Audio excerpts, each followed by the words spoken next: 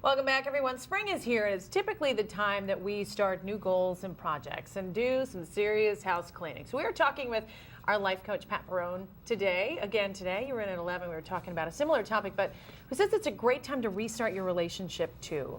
Absolutely. Thanks so much for coming in. We actually talked about doing this segment because I have been seeing a slew of articles on this topic and really trying to connect again with your spouse or your significant other. Yes.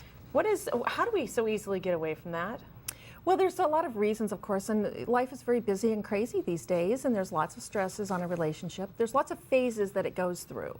So you just have to learn how to navigate some of those phases. So the first would be, remember your original intentions. What do you mean by that? You know, we all went into relationships in the beginning for a particular reason and usually lose track of that. So going back together and revisiting that is really, really powerful. Find your individual values. This is something that I think people should do before they get married, but many people don't do it. They don't identify what their individual values are, and that's usually where the conflicts come from later on. Okay. So it's a great thing to learn them at any point. What is the best, I was talking with a friend about this today. I mean, like, what is the best way to step back and do that? I mean, once you're already in that marriage. It's hard.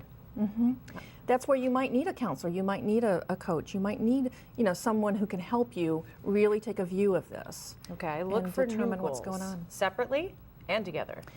Goals are great, and a relationship should have goals, but also individuals tend to have goals, and sometimes they're not overlapping, and that can create an issue. Say a client comes to me and wants to lose weight, and her husband sees her going to the gym and spending time with her coach and, you know, doing a lot of things in that area, but it distances her from the relationship.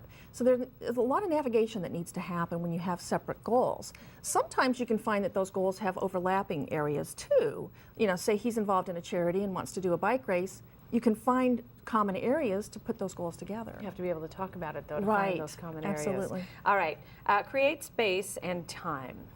This is something that we often don't do. Creating space and time to actually really connect and to talk. You know, it might be a date night, but it might not. It might just be time to chat. It might be a walk.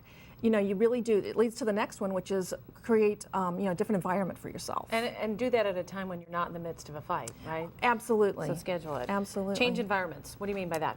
By that I mean go to a park and take a long hike. Go out to your garage.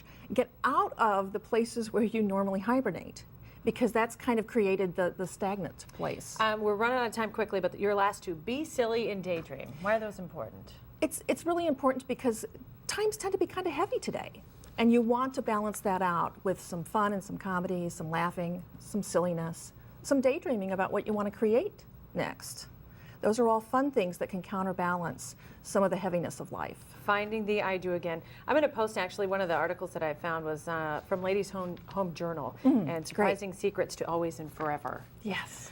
All right, Pat, great to have you back in. Thanks so much for the insights and the advice and the reminders. And we're going to have a final check on your forecast. Chuck's back with that in just a minute.